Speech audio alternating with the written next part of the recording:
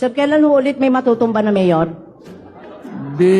Depende na lang sa intriga mo kung saan ang mas marami. You are from ABS-CBN po, si Doris Bigornia. akala ko sa Lebanon. Pwede man lang mag-toilet break habang nag-aantay? Ah, sige. Okay. Pangatlong ihi mo na yan, Mar. Bakit naman nila ayaw tayo magsama sa isang kwarto? Nagtataka din ako. Ikaw ata nagsabi, huwag mong ipapasukin si Duterte dyan. Nauna ka sa akin dito. Yung convoy mo, sinusundan ko. Ako maski na sino makasama ko sa kwarto, basta matino. Ako na yun.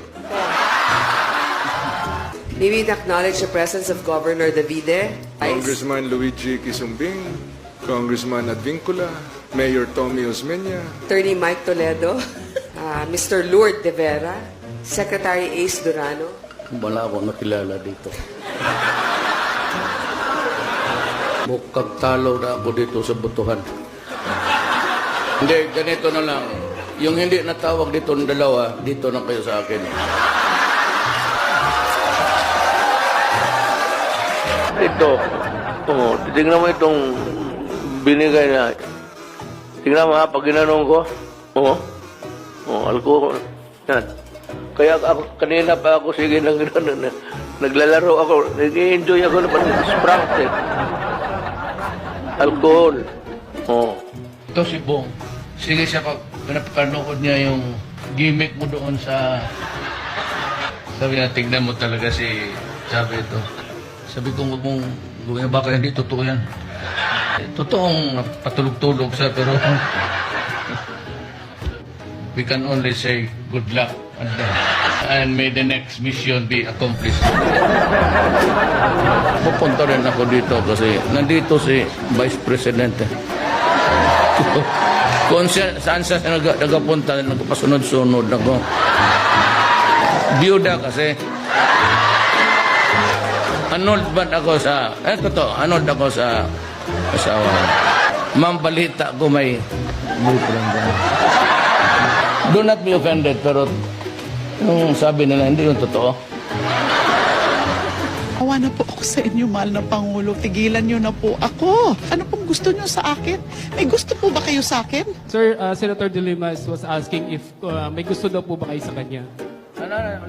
She was asking, sir, kung may gusto daw po ba kayo sa kanya. Masyado na nila akong ginigipit, inaapi. Tapos ganyan pag gagawin nila. Lahat na lang sinisisi sa akin. And they call themselves men.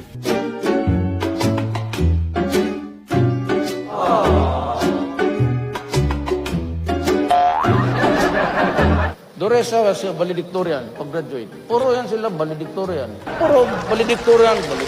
Kair, good lawyer, si... Tignan mo. Tignan mo ang buhay. Tignan mo ang buhay. Trabahante ko lahat.